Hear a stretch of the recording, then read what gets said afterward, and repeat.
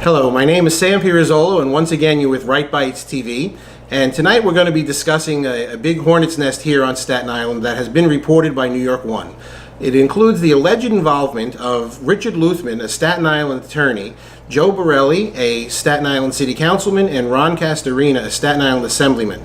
And so far, these stories coming from New York One are alleging that these people have conspired for fake Facebook pages against Janine Materna. And you may remember that Janine was a candidate for assembly in the last election, and her opponent was Ron Castorina. So here to talk with me about that subject, we have Bobby Zahn. Bobby, how you doing? Welcome to the show again. My co-host, actually. Well, thank you, Sam. Thank you. Well, I guess really what we're talking about here is it really that surprising that that Richard Luthman's involved? Probably not. If he is involved, I don't think I'm very surprised about that. But what some people might find surprising is that Republicans are involved in it, including the chairman of the Republican Party. I think that that's the thing that people might find surprising. So basically, what you're kind of saying here is that the big story is the involvement of Ron Castorina and Joe Borelli. But, Ron Castorina has come out and he's issued an apology to Janine Materna saying that he really didn't participate in the creation of the Facebook page and that he's sorry that he even knows about it.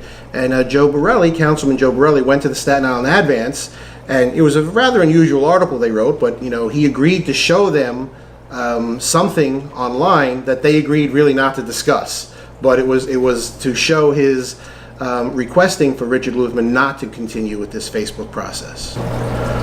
Well, Sam, I think the thing that really strikes me is that when you cut through everything, everybody wants to focus on Janine Materna and the fake page and all that other stuff.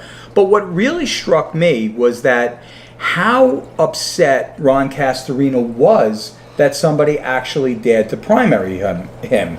And that doesn't surprise me because the modern GOP in Staten Island has a long and rich history of just this type of behavior. To be honest with you, ever since that Jimmy Otto has been the de facto head of the party. As I'm sure that you'll recall, there were many people who ran for office with sort of the blessing of the party, but certainly not with the support of the party. And that would be Joe Tyrone, that would be Jonah Luzzi, yourself, Sam Pirozzolo. You ran for assembly. I'm sure that you have plenty of stories about not getting support. And it also includes Michael Grimm and Nicole Malliotakis, and they were all outsiders. And they were not treated particularly well by the party. However, they weren't treated with a lot of vitriol. Basically the party just put some well-placed banana peels around and just kind of waited for them to slip up and and lose the election and move on. But the real hatred and vitriol has always been reserved for the people who dared to run a primary against anybody, against the wishes of the boys club, if you will, or the what's the word I'm looking for? The political establishment. Yes, the political establishment, the employment agency, because that's what it seems like that they're doing. It seems like that they're an employment agency, and the people who've gotten it the worst over the last several years have been Janine Materna, and even worse than her, Lisa Giovinazzo. But that's because that they actually ran primaries. Well, so I can tell you, pretty much from my own personal experience, or just but what we have seen, is that, you have to be chosen to run for an elected office on Staten Island. If you're chosen to run for that office, maybe you'll receive some support. And if you're not chosen, you try to break in, there's really not that much support. And you're very correct, and the two people to speak about there would be Nicole Malliotakis, who took over the seat from Janelle Hayes Spencer, and would be Michael Grimm, who came in and he took the seat from Mike McMahon. Both of these people came in without the blessing of the party, and even to this day, from what I can see, is that Nicole has really never been accepted. There's even been articles in the Advance, and stories that Nicole is really not a member of the club, and that's because she broke in on her own. Michael Grimm, you know as well as I know how happy people were when he finally had to step down, because he, again, was not a member of the club. Being the most prominent elected official on Staten Island, our congressman, usually he would be the leader of the GOP party, but that was certainly not happening. There was that power struggle, and Jimmy Otto, as you said, is the de facto head of the Republican Party. Well, so actually, Bobby, the story seems to be getting much bigger than that, because I was watching New York One, and I saw Janine Materna, and she was doing an interview where she said that she had seen a video of someone running down a Janine Materna sign and a voice saying, "Janine, you're next."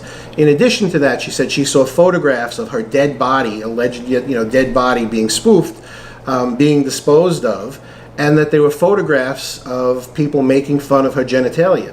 So this has not come to light yet, through New York One.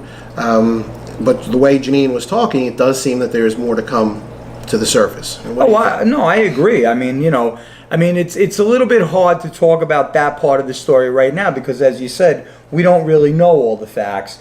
But it certainly seems by what Janine said that that there will be more coming out, or Janine at least led us to believe that more will be coming out. But the story of the Republican Party and the vitriol that they have against anybody who tries to break in, against the wishes of the employment agency, that's a story that we could talk about right now. That's a story that's been going on for the last 8, 10, 12 years.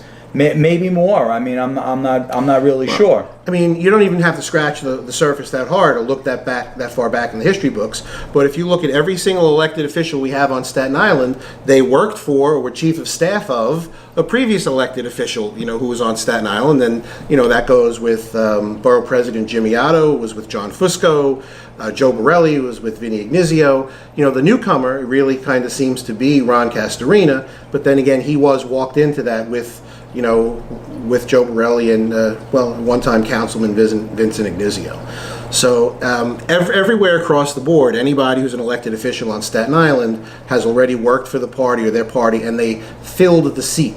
They were granted the ability to run. That's right. They were granted it by the employment agency. That's what they would. And anybody who gets in the way is basically getting in the way of this whole pre-planned succession, and it really seems that that's what the problem is. And like I said, New York One kind of glanced over it, but Ron, and I don't really want to try to say his words exactly, but he, to paraphrase him, he basically said something about that she formed a committee, she's going to primary him, and then immediately after that it was, well, it's time for a fake page. And and it was on. It was just off to the races. It was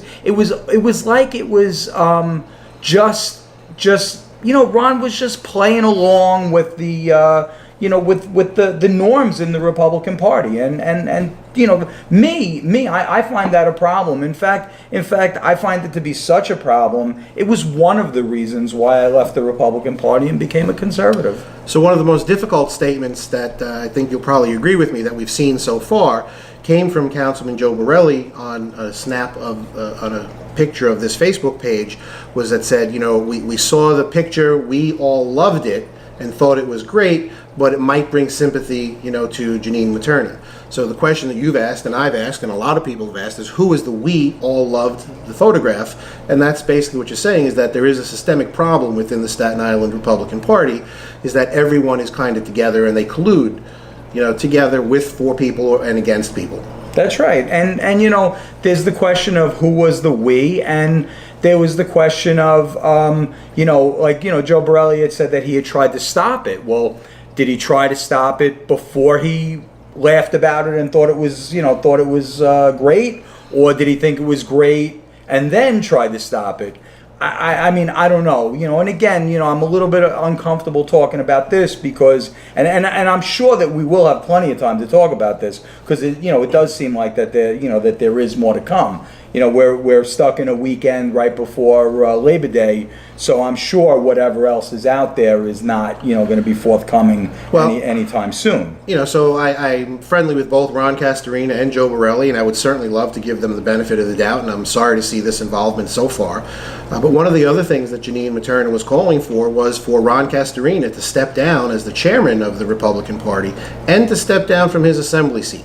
Do you have any comments on that? Yeah, I mean, I agree with you 100%. I mean, I'm a Republican my whole life who just recently became a conservative because I didn't like some of the things that were going on in the Republican Party, and I didn't like some of the things that were going on in the Conservative Party, and I thought that I was best able to change them in the Conservative Party, in part because there were no elected officials to convene an employment agency in the Conservative Party. Just in case anybody's questioning what Bobby's on means there is that, on Staten Island, all of the elected officials have how many seats on the executive board? I don't know how many it is that they each have. I would be lying if I said that I knew, but they have collectively enough so that the chairman is, powerless, yeah, absolutely, yeah. If all the elected officials stick together and convene their private meeting of their employment agency, they have enough votes that they automatically have the permanent majority. You know what it's like? It's like the UN. It's like the UN Council. One vote, one veto by one of 5 countries just sinks everybody. Well, exactly. So that kind of brings us back to the days when Robert Scarmadello became the chairman of the Republican Party, and things were phenomenal. And, we had 600 people show up at a county committee meeting. And really, folks, that county committee meeting, that's where things get done. It's up to the county committee to decide who runs for office. The executive committee does interviews. But now we don't have anybody showing up at county committee offices, for county committee meetings. What's up with that? Well, that's right. I mean, we've heard a lot of talk lately about, the Iraq War and, Barack Obama pulling out prematurely, and what did that cause? That caused, I think, as Donald Trump said, it caused the vacuum, which created ISIS. Because when you create a vacuum, something's going to step in to fill the vacuum. Well, when Bob was forced out of office by the de facto leader of the party, Jimmy Otto, who just absolutely refused to conduct business with the chairman, and basically showed the chairman that, you don't have the power. We as the electeds have the power. That created a vacuum, and as all of those 600 involved people came out, right, the vacuum was filled by the party bosses, and so now we're left with a party that no longer has 600 people that come to a meeting. You're lucky if you have 50 or 75 in the Hilton, in the biggest room in the place. Now they hold it in like some back room in the JCC somewhere, or a school auditorium or something. It's and this really goes along with that other thing that we were talking about why do you always get to vote for somebody that you don't really like? Right. It's because when people step out of the system, they create those voids. So basically what we have going on here is a system of disinvolvement. The fewer people that are involved, the more the elected officials like it, so no one can mess with their plans. That's right. And one could argue that, that they like it that way, they want it that way, and they've directed it to be that way. Or if they haven't directed it to be that way, they've certainly pulled the strings from the back. But think about it like this. I mean, if I'm the councilman or the assemblyman or the borough president, this is what I do. This is kind of my job, and this is how I feed my family. So if this is my business, why should I be listening to my constituency?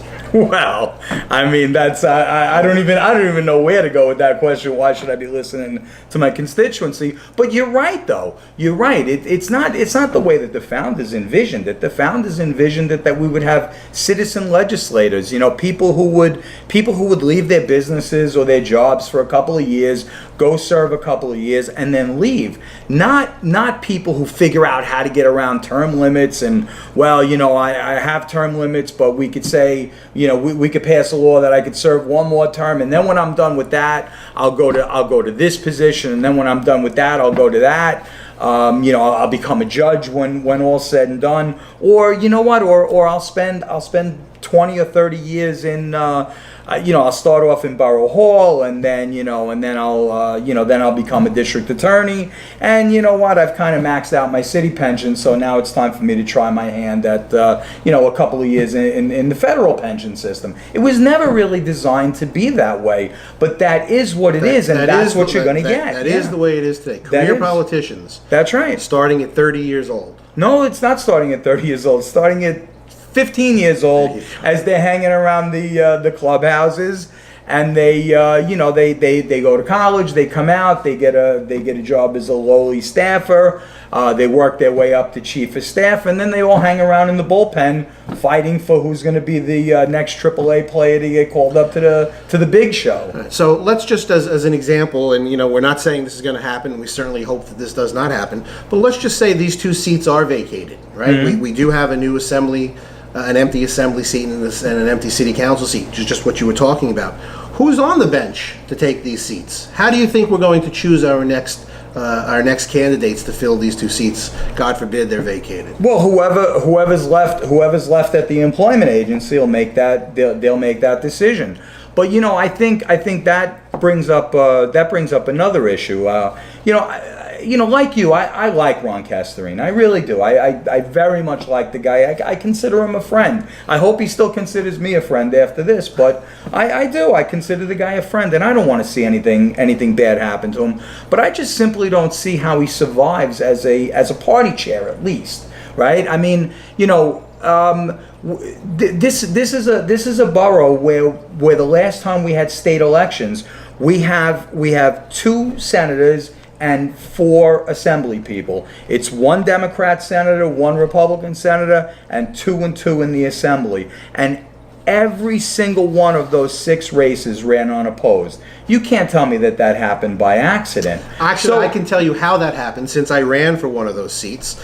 I remember being at the Republican headquarters when someone called the Wizard explained to the chairman at the time that our elected officials, so for example, I was running for the assembly seat, that our elected officials in our own party had an agreement with the elected officials in the other party not to support the opposing candidate, because then the elected official in the other party would not support the opposing candidate. And when the chairman heard that, I got to tell you that he went ballistic. But unfortunately, that's the way that it was. And people have asked me in the past, and I'm sure that Lisa, Joe, Joan, everyone feels the same that I do. They say, well, why don't you come forward and say that? So, Diane Savino was right when she said politics is a blood sport. That's right. And that's just the way that it is. That's right. It's not like, we're kids in a sandbox and we kind of got kicked out. Okay, we threw ourselves in there, and that's the way that it was. So it's not, you really didn't see any of us cry, and this is not an attempt for me, me to be crying. I mean, that was 6 years ago. Of course. But this is just the reality of the way that it is. That's how politics is done on Staten Island. You either bend the knee, which is a new term for me. You either bend the knee, kiss the ring, or you're out completely, and don't even think of primarying someone. That's right. To tell you the truth, primaries are really what brings the new blood and fresh ideas into the party, and it's better for the people of Staten Island. Sure, but back to what you were saying though, is that so let's just assume that the that Ron and Joe survive with their seats, right? Again, I don't see how Ron could survive as the party head, because apparently as party heads, we have a special vitriol for Republicans that want to run against us, and Democrats who want to run, as long as we make an agreement, you leave my seat alone, I'll leave your seat alone. I don't understand how he can possibly survive that. But here's the problem. It's not even September. We're not even going to seat the new county committee, but the die is cast. We've already had all the petitioning done.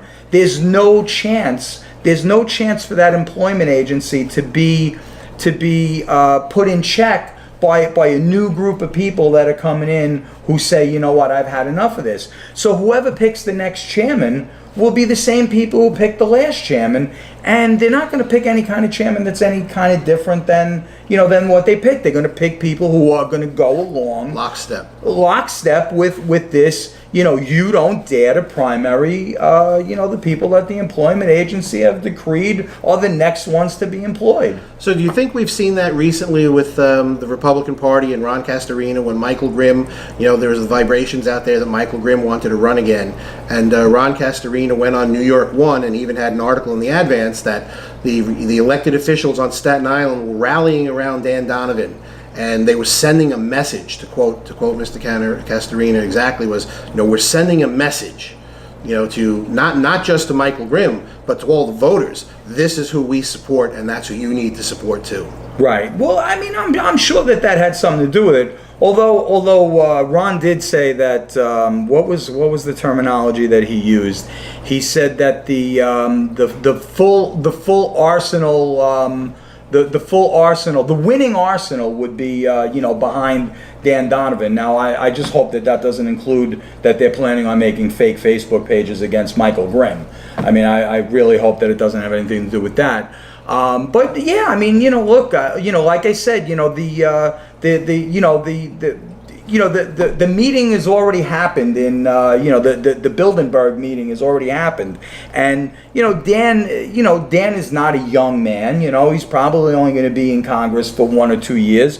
Somebody already has their sights set on that, and if Michael Grimm comes in, or anybody else besides Michael Grimm, who's an outsider, this is probably why Nicole Maliotakis is really kind of getting thrown under the bus by the Republican Party, because God forbid she gets enough traction in their mind, not God forbid in my mind, but in their minds, God forbid she gets enough traction in this mayoral race and steps over the already pre-chosen and pre-selected candidate to take nominee. We're not even in a nomination process, but we have a presumptive nominee already, and it's not because the people, the county committee, the constituents, it's not because any of them said that that's the presumptive nominee. It's because that's the choice that you're going to get, and it goes right back to what we were talking about, that this is what you get if you don't get involved. All right, well, thanks a lot, Bobby. Once again, my name is Sam Pirozzolo. This is Right Bites TV. I just want to throw in a little disclaimer there that this entire conversation we have is based on reporting that was done by New York News about the alleged involvement of the attorney Richard Luthman, City Councilman Joe Borelli, and Assemblyman Ron Castorina with gathering together and deciding to create and publish a fake Facebook page against Janine Materna in her candidacy 2 years ago for New York State Assembly on the South Shore. So thank you once again. This is Sam Pirozzolo saying until next time, have a good day. Thank you, Sam.